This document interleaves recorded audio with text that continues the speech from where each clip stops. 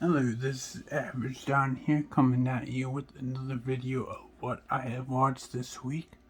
Now I'm recording this on Thursday the 22nd. It's going up on Sunday the 25th. So what I have watched this week, well, I watched Resident Evil Infinite Darkness on Netflix this week. Now it's a pretty grand show, pretty great show. It's like basically it's just DLC of what happens while in Resident Evil 5, Chris Redfield is out in Africa kicking some zombie ass. You know, it happens in Resident Evil 4 and 6. It basically sets up the whole plot of 6. Where was Leon Kennedy during 5? What was he up to? And all that stuff. It's on Netflix. It's made by Capcom. The series directed, I'm sorry if I mispronounce any of these names, but it was directed by Ichiro Hasumi. Ichiro Masumi. It was written by Hiroyuki Kobayashi, and music was by James Murray. Leon Kennedy is voiced by Nick Apostolides, voiced him in the Resident Evil 2 remake, or at least the English version. Claire Redfield is voiced by Stephanie Panicello, who voiced in Resident Evil 2 remake, and also did some voices where Altered Carbon received, which is another good show you should watch. Shinmei, voiced by Jonah Shao, voiced young Namiri in Raya and the Last Dragon. It's a good movie. And like I said, the episodes are kind of good.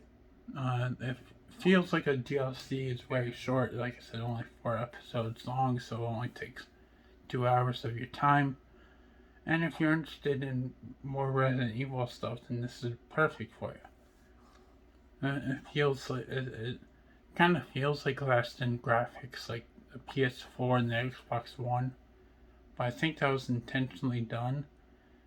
So it just adds to the cheesiness of the show, which is good because Resident Evil is cheesy. Now it's a horror game, it's a horror show, whatever you want it to be. It's horror, but it's funny, so it's more campy than cheesy, I would say. But it's one of those things where it's like you just can't help but laugh at it.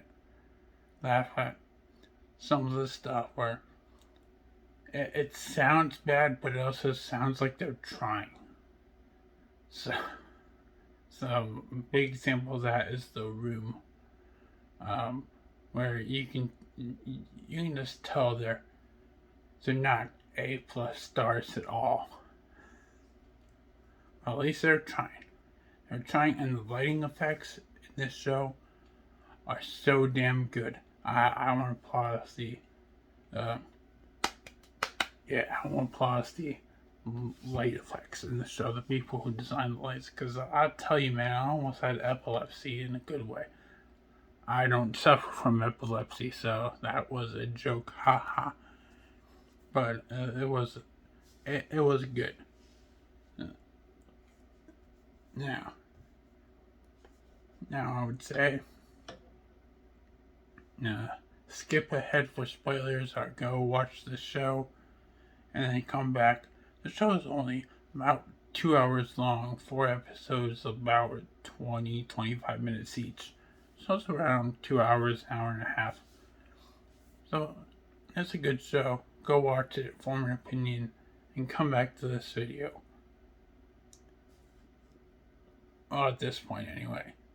But don't forget to like and subscribe. That's always important. But so I'm getting into the story. I'm going to talk about the story now. I missed a lot of stuff. Basically, I missed a lot of stuff in the story that actually happens in the episodes. So, but this is the gist of everything. So it opens up with a squadron called Mad Dogs. They're helicoptering over the space called Panamistan. And just so you know, this is my script right here. So if you wonder why the blues in my glasses, that's why. But yeah, they're in Panamistan. They've completely disregarded orders to escape, and they're trying to save civilians, and then crashing and then being hung by the civilians. Because, U.S. military dropped bombs on Panamistan, M22s to be exact, to eradicate a virus that's going around. It's basically Raccoon City, but in Panamistan. And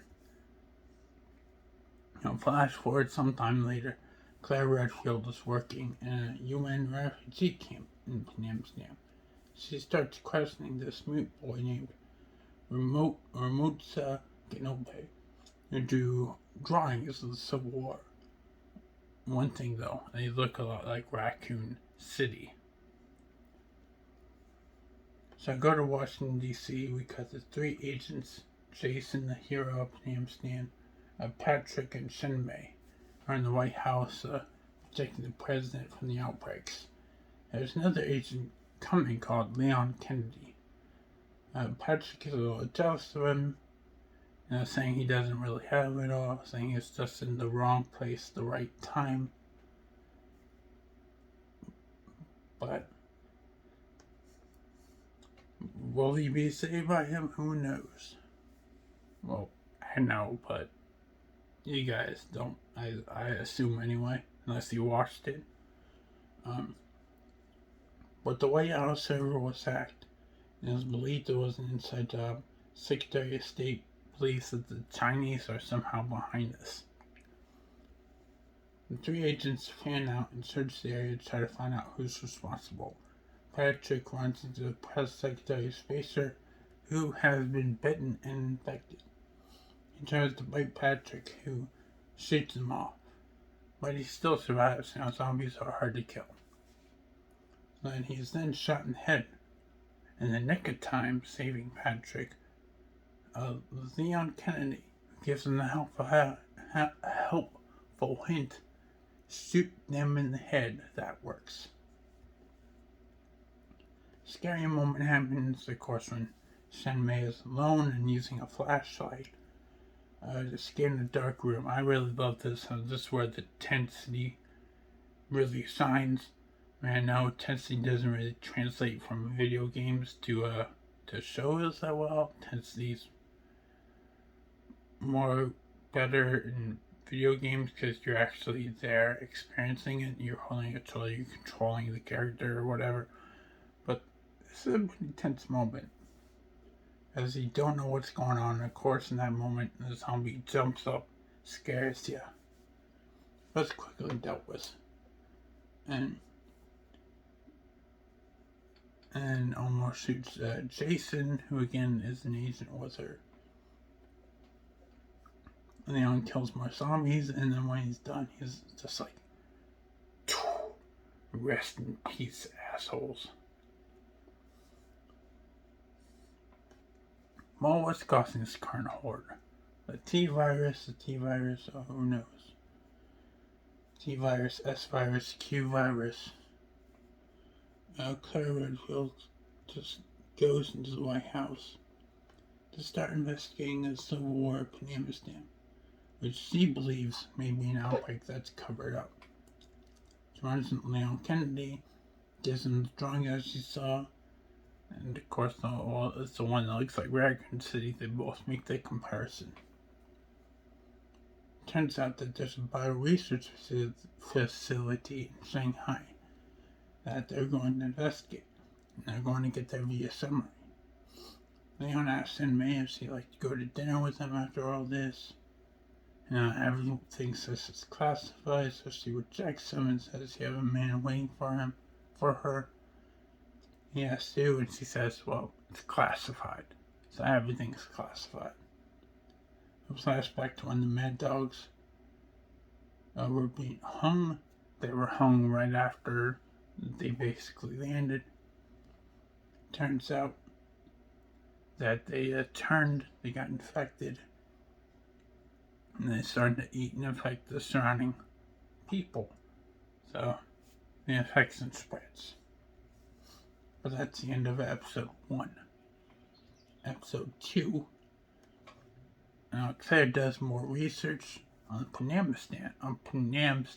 I gotta quit saying Panama.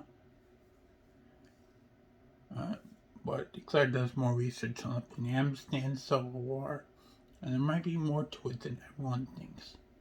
It might be setting up a war between the U.S. and China. Because, well, Panama Stand is near China, so that would kind of be like a gateway into China. Because, and also, China might be behind the hacking. Not only the hacking, but the bioterrorism attack that, But, so they just send a submarine to Shanghai. They send a sub full of soldiers. It's Jason, Shinmei, and Leon, and a couple of other nameless people.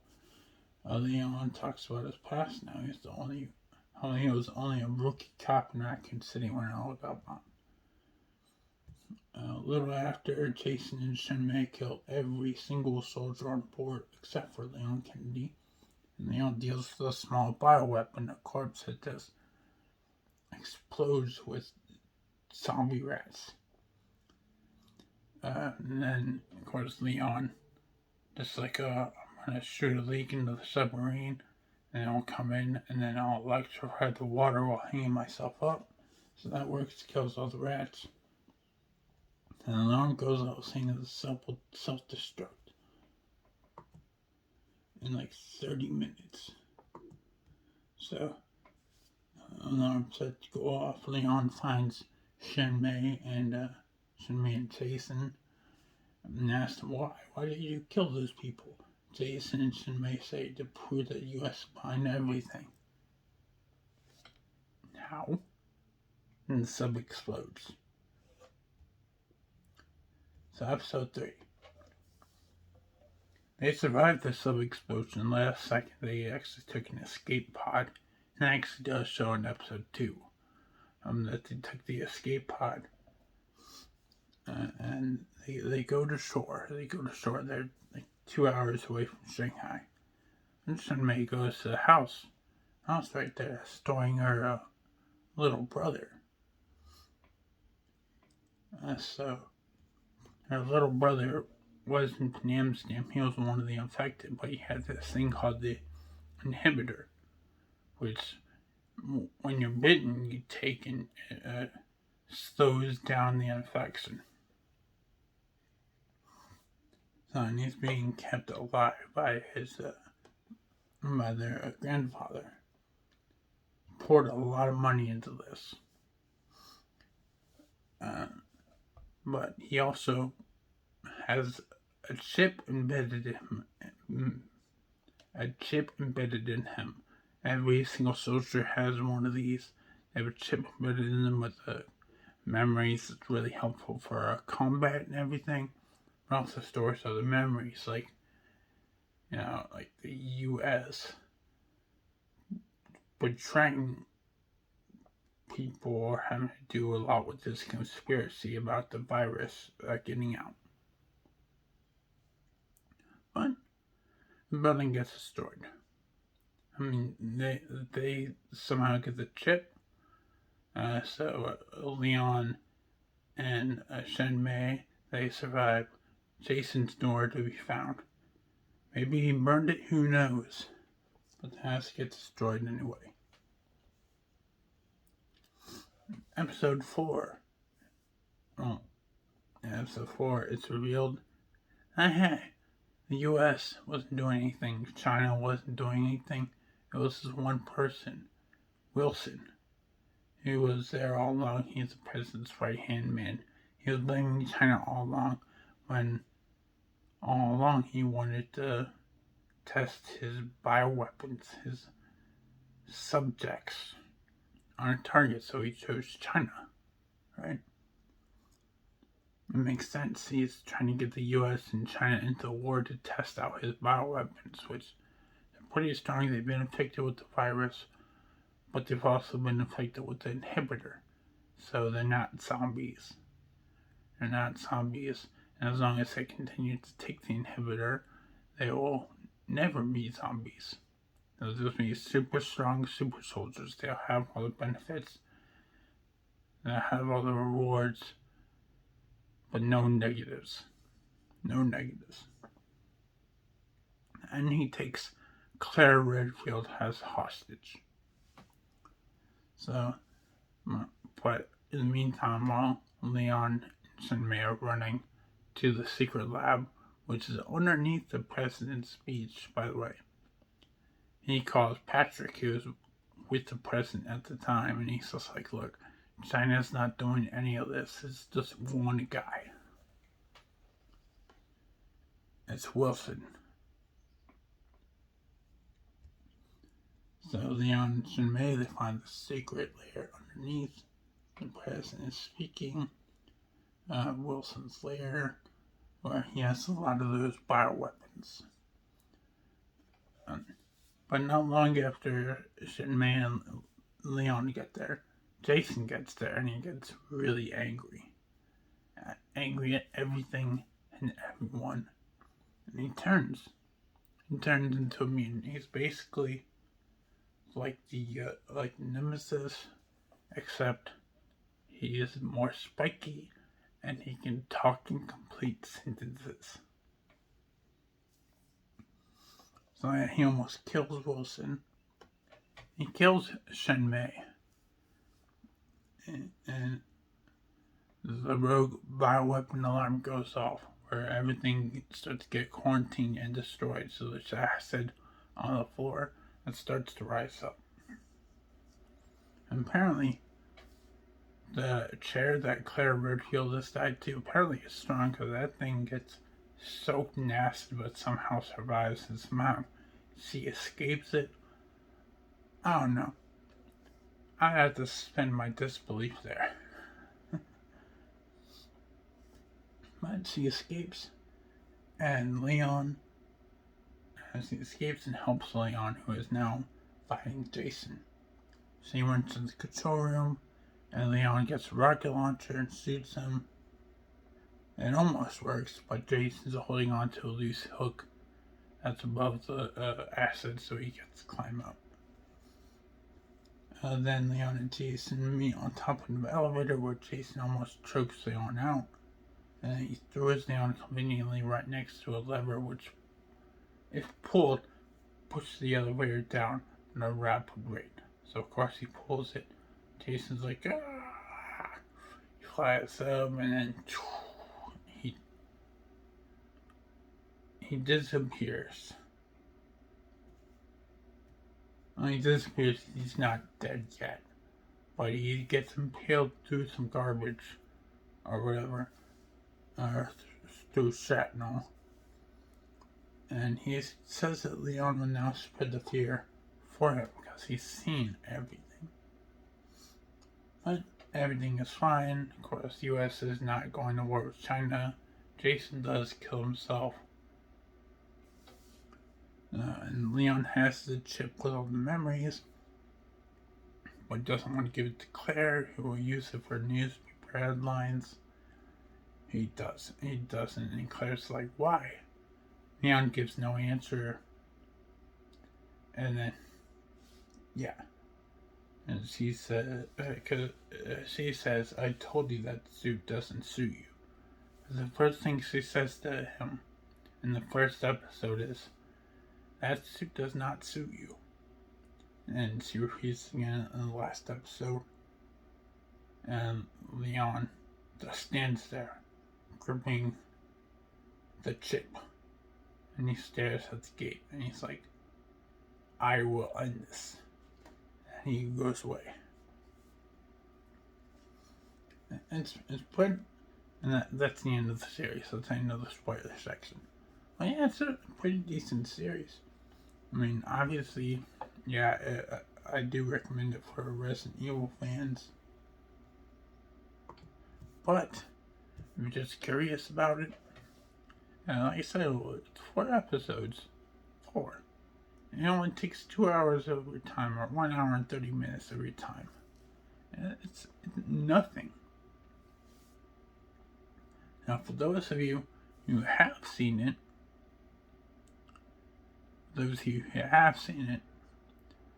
what do you think of it?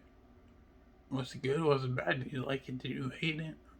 Whatever. I thought it was pretty decent. It's not harmful. It's not a work of art, but it's not total dog shit, you know? So, I liked it. What was your favorite Resident Evil game? Like mine, I'm going to be controversial here, going to hot take, but Resident Evil 6 was actually my favorite game. You know, it just had fluid controls, like, you can just, it's what started the fun of Resident Evil to be running and shooting at the same time. It's crazy. The only thing I didn't love about it was the pause menu. Because literally when you pause, you don't pause the game. Even in single player, that doesn't make sense. But, whatever. But yeah, I really love that game. What's your favorite Resident Evil game? You know I have not played 7 or 8. I should have said that before. Or any of the remakes. But, like I said, this video is going up on Sunday. I will already be gone or be in Florida at the time. So, if you want to reach me anywhere, reach me on Instagram. That's at TRIPL3XXX Mayhem. Reach me on Twitter at RealAverageDon. Reach me on Facebook at OfficialAverageDon. And I always say, don't worry. If you don't understand me, that's okay. That is alright. I have everything down in the description for you. And you can post your answers. You can post anything in the comments down below. I love to read them. So, we'll see you all again in the future.